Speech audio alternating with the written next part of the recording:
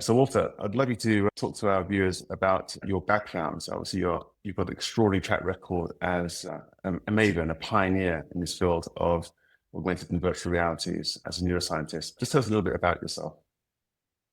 Sure. I'm excited to be here and having this conversation. In terms of my background, I'm a behavioral neuroscientist, a cognitive neuroscientist by training and predilection. And I started out doing research at Stanford University on how hormones affected mood and behavior in people. That was a relatively new field, and I had the opportunity to set up a psychophysiology lab measuring signals related to our mood and attention.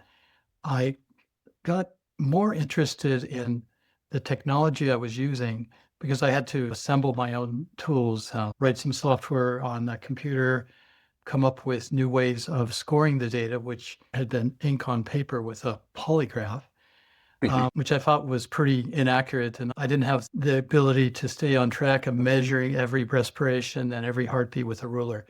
So I built some technology to do that. I later sold that technology to another company because I wanted to focus on my research, but I learned I liked publishing medical products more than publishing an academic paper. So ever since then, I've kept one foot in the academic arena. I have a home base at Stanford University, but I spend most of my time now trying to help move technology and new applications out of the academic environment, and not just Stanford, but other universities too, and then help bring those technologies forward, helping the companies find financing, helping them with their business model, and then connecting them with the pharma, medical device, and healthcare networks so they can move forward. It's been a wonderful ride for me, especially in the field of virtual reality technology, since it's come so far. Much more accepted. Obviously, we know that Apple's recent device hasn't sold as many people expected, although I suspect it's more of a prototype device to learn a lot rather than it being the ultimate aim. From your perspective, what's most exciting to you in terms of this current wave of new devices, both virtual reality, mixed reality, and smart eyewear in general? Well, I think what we're seeing now with AI's impact on the technology that we've been gradually evolving over decades. I first got involved in virtual reality technology back in 1987. So it's been a gradual progression. And what is empowering it now and what will make a big difference, the fact that we can now leverage AI to analyze data like eye gaze data, facial expression data, voice tone data, to come up with better markers related to attention and to emotional state, which is the focus of your work, Charles, which I'm very impressed by. What's exciting me is I think the field of psychology, the field of psychiatry, the field of coaching, the field of learning are all going to be revolutionized by coming up with much more objective measurements and much more precise approaches to both assessments and interventions. I think it's going to change that part of healthcare and wellness in a very dramatic way. Things are sort of converging with the analytical technology, the wearable sensor technology, the display technology. And in many ways, we've been building to this moment over the decades because we now have a lot of great content that can be used to evoke a cognitive or emotional state with better measurements and the ability to create the context for those measurements. We're in a great position to move this part of healthcare forward. Amazing. To me, it's just a bit of a dream. The idea of being able to take things away from being office-based or clinic-based or lab-based and take it into the real world. That's really super exciting. What are the most exciting research aspects that you've been coming across, the most interesting research findings that you've heard about? Well, there's some groups that I've been working with that have been using the sensor technology we've been talking about in the contextual environments of virtual reality to come up with better ways of measuring cognitive status to address mild cognitive impairment, Alzheimer's, and other neurodegenerative diseases. Before, we've had very subjective measurements, paper and pencil, or some other challenges that don't necessarily map to executive functions of the brain. As a result, I think there's been a lot of noise in the research that we've been doing, difficult problems like Alzheimer's or Parkinson's. Seeing now that we are getting great measurements that correlate very strongly with the previous measurements, but are in many ways much easier and much more ecologically correct. I think it's just going to allow us to make some great advances in these very important fields. My mother-in-law had Parkinson's disease, and it's one of those conditions that I could tremendously benefit from this, both in terms of understanding the condition on a day-to-day basis, but also in developing new treatments. You know, it surprised me how limited the current tools are. I saw my mother-in-law deteriorate tremendously over time. She'd go to see her neurologist, and they'd get a very thin slice of information about how she was and make decisions that were going to determine her medications over the next 3 to 6 months. But her condition changed drastically through the day. You know, in the morning, she'd be very stiff. Then she'd take medication. She'd be very active. Especially when her weight went down, the drugs are the dose is too high for her, and so she'd have these excessive movements as well. When I first met her, I was still courting her daughter, my now wife. She had the very early stages that she didn't know, and nobody else knew. I knew that she had Parkinson's based on the change in her facial expressivity. Many people don't know that the change in expressivity happens sometimes a whole decade or more before the more classic symptoms of tremor or the stooped gait. That mask-like expression on the face, which we see now with people like Muhammad Ali, who's passed away, Michael J. Fox, can often be misdiagnosed as depression in many cases. That's one of the things that I'm so excited about with our eyewear, to be able to use that as a passive monitor of Parkinson's, maybe even to catch the condition, you know, years earlier. By the time the tremor appears, patients have lost 80% of the key neurons in the brain. We can get there earlier through passive monitoring. Much now we're doing it with CGMs or with watches to pick up AFib before people are aware of it. I'm super excited. Well, and I imagine that with more accurate, precise measurements like the ones you described, we'll be able to see if there's different subtypes of Parkinson's. We'll also be able to do medication management and make sure that the right dosage at the right time for the individual, it might match to different subtypes, the type of medication and approach that we do, earlier diagnostics and better management. I think that's emblematic of what we'll be able to do in some of the other clinical problems too, like depression, anxiety. These have been very difficult problems because it's very difficult to measure. And there are different subtypes. Might try one medication to see if it works. If you're not getting better, or if you're having suicidal thoughts because of the medication, switch to something else. We can do better. We can leverage the power of analytics and better sensors to come up with better subtyping. So it's exciting. We've got a lot of work to do, of course. Another example similar to the one that you described with your mother-in-law, often in oncology, when people are getting infused, they may have something that is potentially neurotoxic and need to make sure there's no damage being done through the chemotherapy course, rely upon a report of brain fog or some other symptoms. We should be able, perhaps during the time someone's being infused, have them wear something that is capturing the information to identify if we're having the right level of the medication for oncology. And just one, several, there's many applications where if we can just close that feedback loop, measure things and adjust accordingly, we can make a big difference. That's amazing. I'd never even thought about that. Really fascinating. What companies are you seeing that are doing really innovative things just now in this space? One company that I'm excited about is Harmonize, which has a year's worth of tagged eye gaze data. They started out doing work in concussions and have an FDA-approved device that they were using to collect data. With the accumulation of many minutes of data and the use of AI, they're now able to use it to do predictive monitoring for Parkinson's symptoms, to identify cognitive load. So we can now measure an individual's response to information being presented. So we can pace things appropriately. If someone has mild cognitive impairment due to aging or a traumatic brain injury, we can adjust the speed and pace of the information to match their comprehension. Isn't that amazing?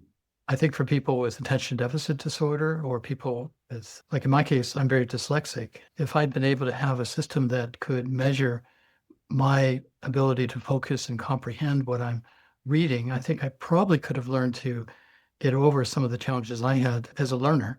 So I think we're also, just in addition to the things we're going to be able to do in healthcare, better diagnostics and therapeutics, I think we'll be able to change how we present information and have a more precision learning approach. Some people have different learning styles, and I think we'll be able to adjust our pace of information presenting to match their pace of absorbing and comprehending information.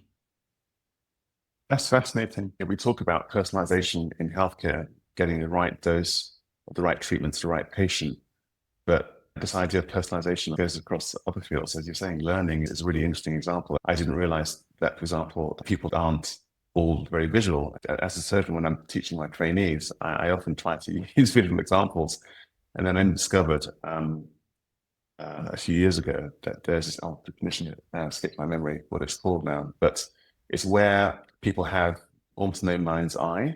You describe something to them, and like you describe there's a room with a table, there's an apple on the table, and you ask what comes to apple, they've got no conception. Whereas a lot of people, when you say that there's a room, there's an apple on the table, they visualize a green apple, red apple, or whatever.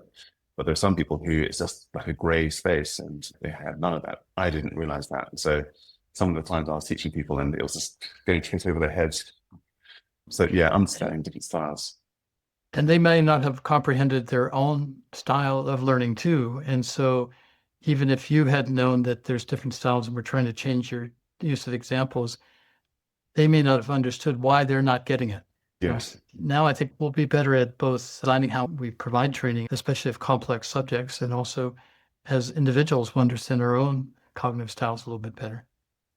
Yes. Yeah, totally. That's true. It's interesting because we are experiencing personalization in other parts of our lives with things like each person has a different YouTube feed or a different social media feed. And it entirely makes sense that other kinds of consumption, in this case, consumption of educational material, will be different. Speaking of consumption, one of the things that excites me just now is the use of technology for monitoring dietary behavior. One of our developers debugging the system whilst wearing the glasses and looking at the data on the screen, and noticed that whilst having his breakfast, each bite was being measured on screen, which was fascinating. And they got talking to one of our colleagues here at the university campus, and they said, well, you should talk to Professor Yeomans, who's been doing work on dietary monitoring for years and has been trying to monitor eating behavior, and had even invented a weighing scale that goes under the plate to measure as food is being consumed, because they know that rate of consumption relates to how full the person feels and whether they overeat and weight gain. So we've been working together for the last 18 months or so and validating that use case. It's been fascinating. And then reading more about the relationship between diet, what you eat, how you eat, and things like mood, cognition, fatigue levels. It's extraordinary. Well, and what I'm excited about is we also now can, once we have the ability to measure those aspects of someone's behavior, and we can also extend it to exercise or sleep, we can now provide feedback in a much more rapid manner. One of the problems with sticking to a diet, or exercising, or getting enough sleep is you don't see the impact directly. It might take a month or two of doing the right thing before you get the positive feedback. But if we can now say, okay, we've captured the information about your diet for today, and here's what your avatar looks like, and he's not looking so good. But if you make this choice, and we can also, as people are in the grocery store, they can look at something and it can look great if that's what you should be eating, and maybe make the things that you shouldn't be eating a little dingier and darker, or black them out completely, so you Wow. would see the ice cream. Yes, one of the things I started doing self-tracking through the pandemic, and started wearing a few of the wearables to find them out. One thing I found really frustrating was that I'd get the information in the morning about how my previous day was, but I couldn't do much about it. That information was in the past. And what I really would have liked was information in the moment, more real-time information, because that way you can course correct. It'd be a bit like driving a car and only realize when you got to your destination that you had an accident, rather than finding out in advance that you're going to hit something and being able to course correct and avoid it. Yeah. Well, the other thing I think we should anticipate, and I think we're all going to have mixed feelings about this change, is that we're going to have agentified systems that are managing, instead of having multiple different pathways to accomplish tasks using technology or to communicate with each other.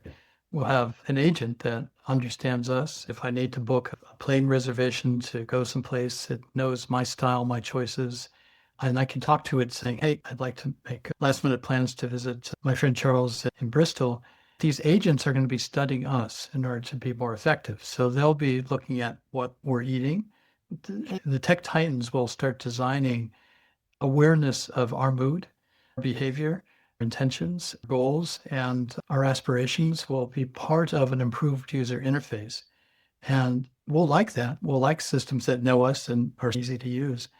But there will also be a concern if I'm working with a system that's allowing me to communicate with the world, with my smart car, with connecting with friends, and I'm allowing it to know everything about me to make that more efficient, that information becomes ultra personal. We need to figure out good ways of protecting it and also ways to allow permissions to share it appropriately. I think we're behind on the engineering and the politics and the regulations to put that in place.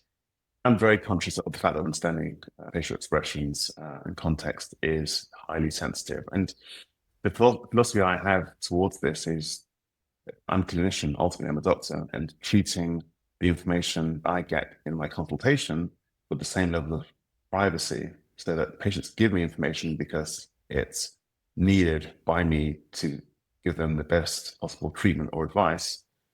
That philosophy should carry over to technology, and in EdTech, it's the approach that we take, that people will obviously be entrusting us with this very important information, but we have to treat it like medical data. That's to say that it's given with consent, but it's only used for their best interests, much like a doctor has a relationship with a patient. How we navigate that with large companies, especially those that are advertising driven, is going to be interesting. I think there has to be a pathway that doesn't lead to any dystopian futures. I'm generally optimistic because over time, we've seen that every technology has had potential downsides. You can imagine the first person who invented fire and the response he would have had from his cohorts back in those prehistoric times. Oh my God, it's going to burn the whole community. It's going to cause smoke. And there are many ways that things can go wrong, but generally the right way can occur. And the favorite example is a knife. Is it a surgery, scalpel, or is it a weapon causing harm? Well, and you're leading by example. And I think by being the pioneer in the area that you're in and setting those policies and standards, we have a better chance of having things go the right direction. We already have the problem, for example, on multi-user online games, we can see an individual's impulsiveness, their ability to work as a team, their ability to think strategically and focus on a task. All those parameters of our behavior are exhibited in the public domain. And there's no privacy guarantees there and no policies in place. So maybe having the technology come out that is more sophisticated and has greater potential for good will encourage us to take areas where we're already sharing this type of information and be more conscious, giving users more agency and control over their data. Yes. I do think that there's a pathway to make this, like, I love the approach you're taking of treating it as very precious data, like you would take analytical medical data. Yeah, I have to be optimistic. I mean, ultimately, the future was built by optimists, and any single person, I always think about that first primate that was able to create a fire intentionally. That person had to be both optimistic that 10,000th strike of the flint against the stone would eventually get a spark that might catch the dry materials. They had to be optimistic, otherwise they wouldn't have expended that huge amount of very valuable energy. I also think taking that medical philosophy to the next stage, one of the things that's happening just now is there's a company interested in using our technology to help film producers optimize content. Now, that can be seen as potentially creepy, but who wants to watch a film where the ending is disappointing? At the moment, it's spent $50,000 on the screening to get people to fill out surveys on paper, but and then you ask them questions about, do you remember this scene? Do you remember that thing? And it just doesn't work. They're really excited about using our technology for that.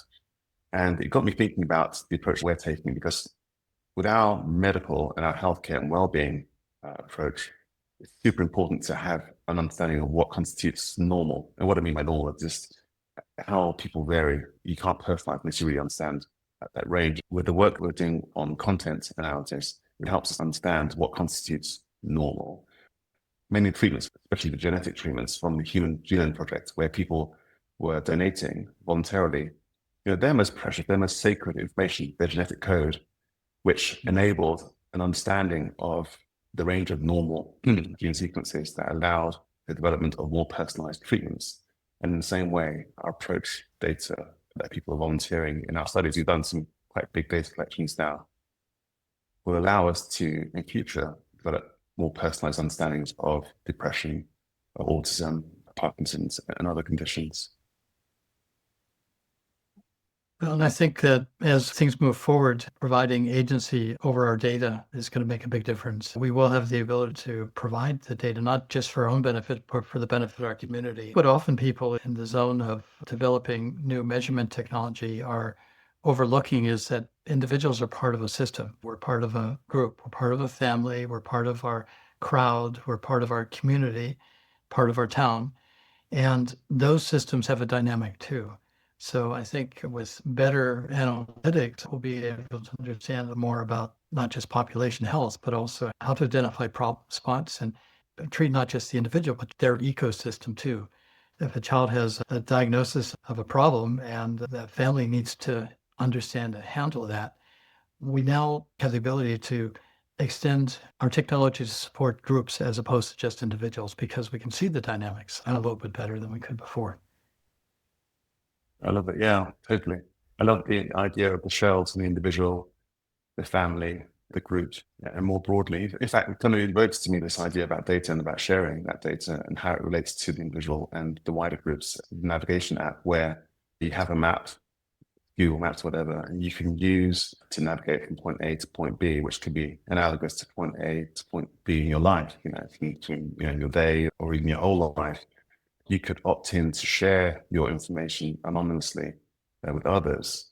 And by other people doing the same thing, you can now work out what's the best route through your life, through your day, based on the group anonymized data of others. And from perspective of, say, a town planner or traffic management, they can see what's the friction, what's the negativity in the group and help to route traffic in a more helpful way, understanding that's almost the emotional map, which can help optimize things for everyone. There's no point in everyone going down the same negative pathways, which could be detected through that anonymized group data. Yeah. Charles, I have to say that one of the things I've admired about your work and MTech's work is the way you've been able to take some of the different ways of scoring emotional states and come up with very palatable ways of displaying that information and making it accessible to people. Often the whole field of measuring affect and affective computing it's been pretty obscure and hard to make accessible to people who are developing applications or technologies. So you've done a great job of filling that need. So thank you for that. Thank you. I mean, we have some great advisors. Obviously, I've been speaking with you for many years and working with expert neuroscientists like yourself, Lisa Feldman Barrett and Karen Quigley at Northeastern, Stephen Fairclough, who's a researcher at Liverpool John Moores University, and others, Hugo Critchley, a neuroscientist here. It's been amazing for me as a learning experience over this last decade. We've been working on this for a long time, starting off in VR, using EMG on the skin, using VR to present very controlled stimuli to people and using that to build our models around emotional valence, positivity, negativity, and transporting that into glasses. It's been quite a journey. It's been very difficult. We bear the battle scars of building hardware that people are going to wear on their faces, which has a lot of challenges in terms of comfort and fit.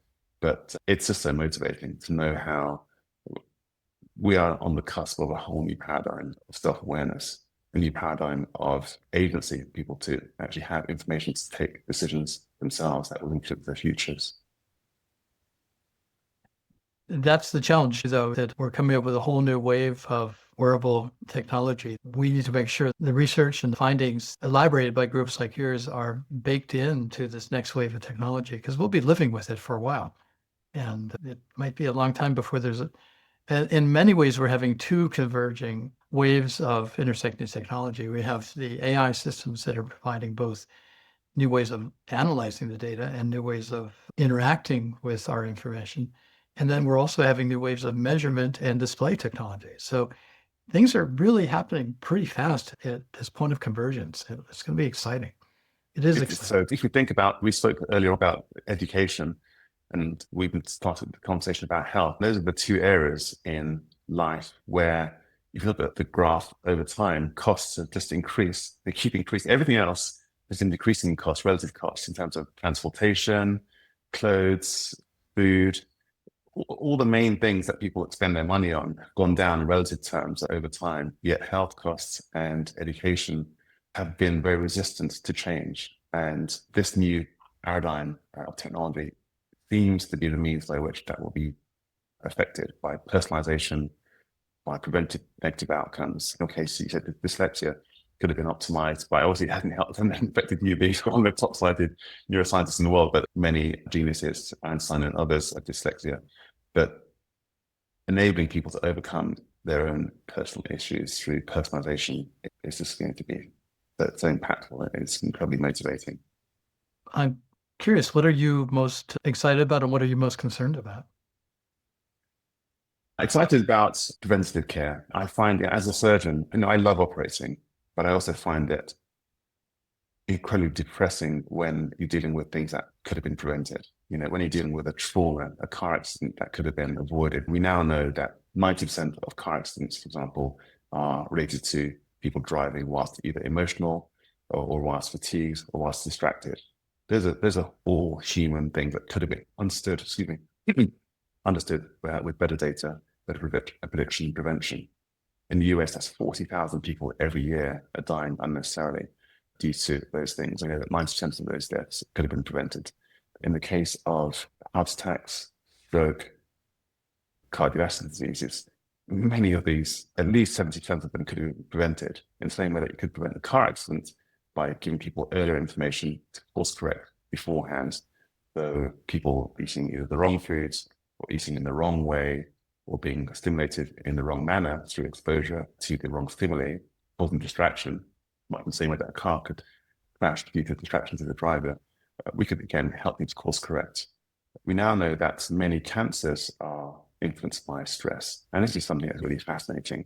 Just this last 2 years working around dietary behaviors and learning that 30% of solid cancers are related to obesity, and obesity related to those small decisions that people make over time by giving people proactive information that can be helped. Super excited. In terms of what I'm most concerned about is over-regulation.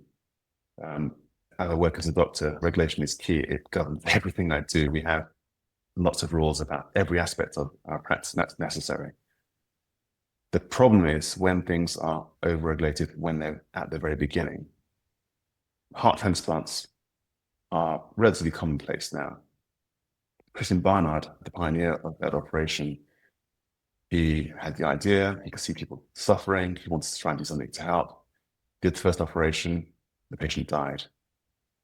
Did the second operation, the patient died. The third, the fourth, the fifth, 5 operations, yet he had the determination and working in partnership with his patients to keep going until the operation has now become routine across the world.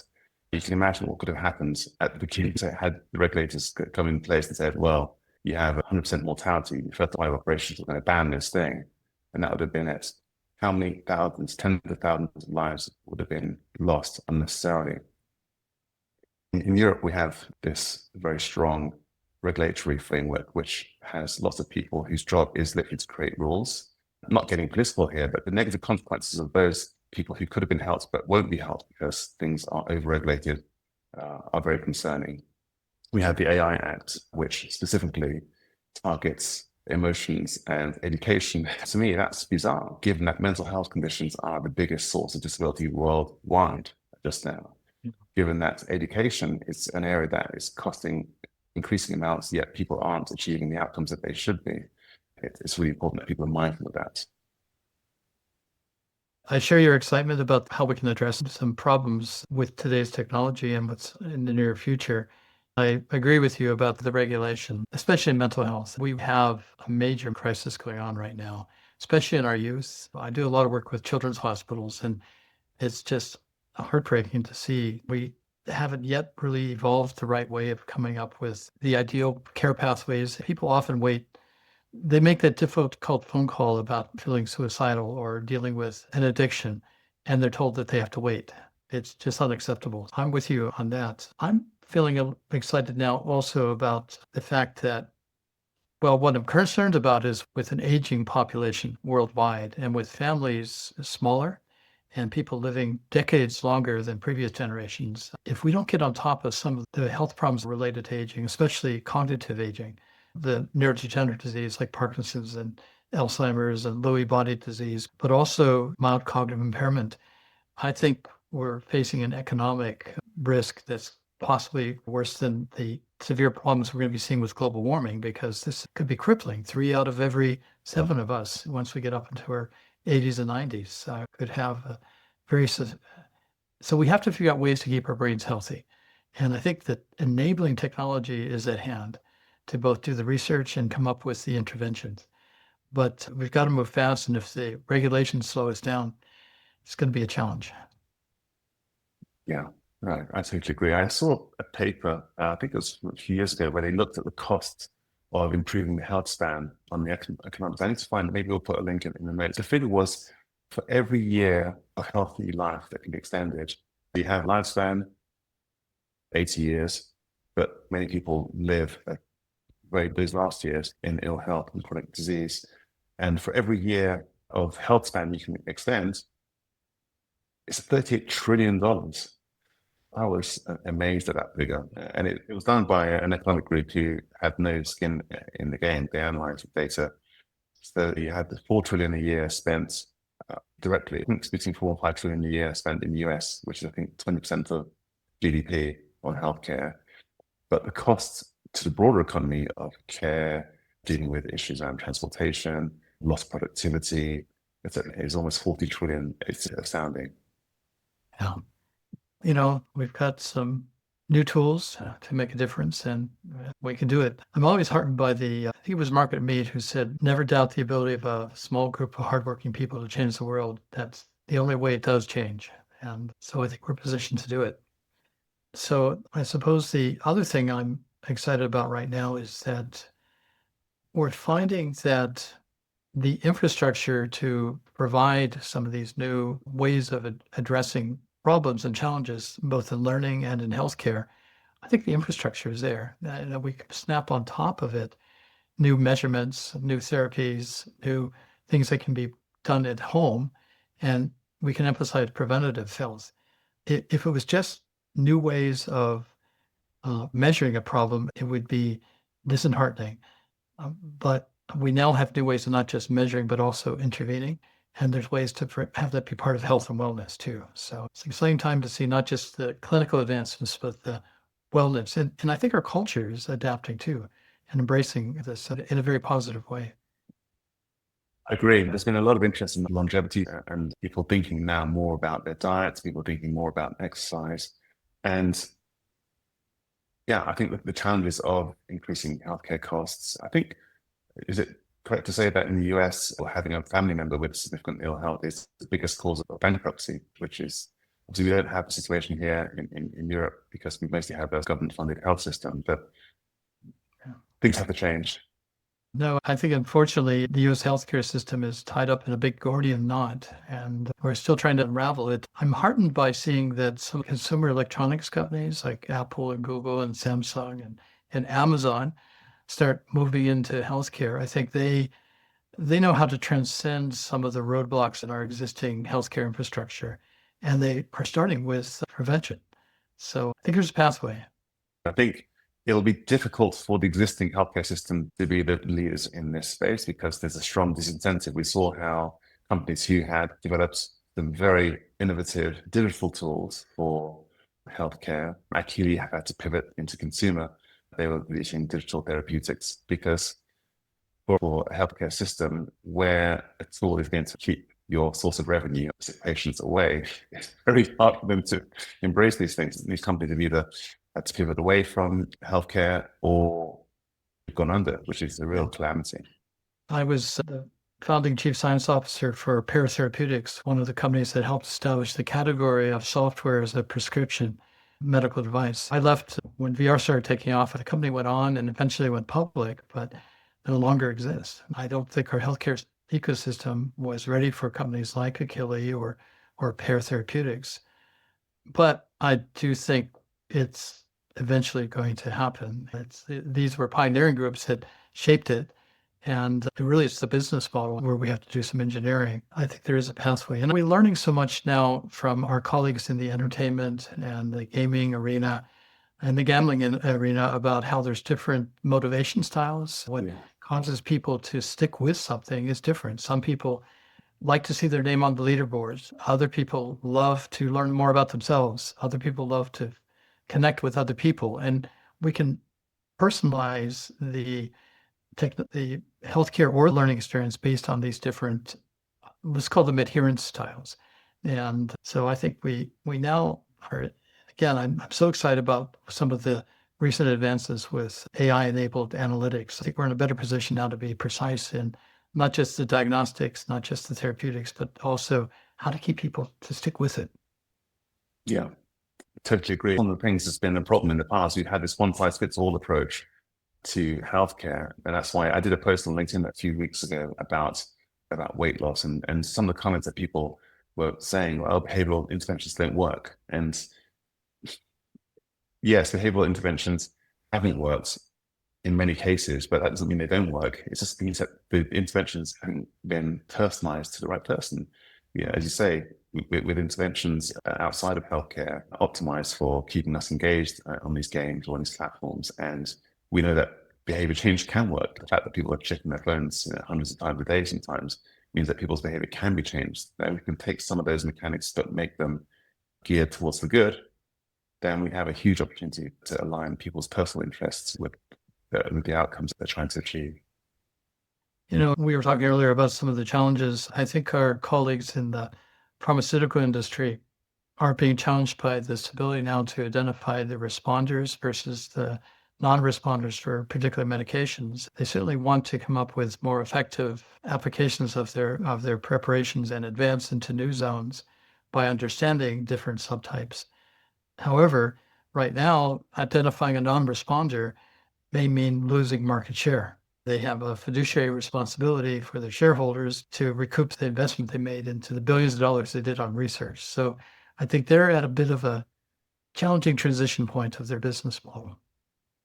Yeah, totally agree. I think there is an opportunity for many of them because some drugs, I mean, we know, for example, that exercise is way more effective than all of the antidepressants. Now, how great would it be to have a companion digital and medicinal therapeutic where you can combine the benefits of the two, for example? So there is an opportunity for some companies. I think there's one called Click Therapeutics who are making companion apps that seem to be getting a lot of traction. I think that's being able to recognize where certain treatments aren't effective or causing side effects. So the GLP-1s are a good example where the rates of nausea and other GI symptoms are very high. If you look at the data even from the companies, it's known by dietitians that one way to avoid that is for people to eat more slowly, for example.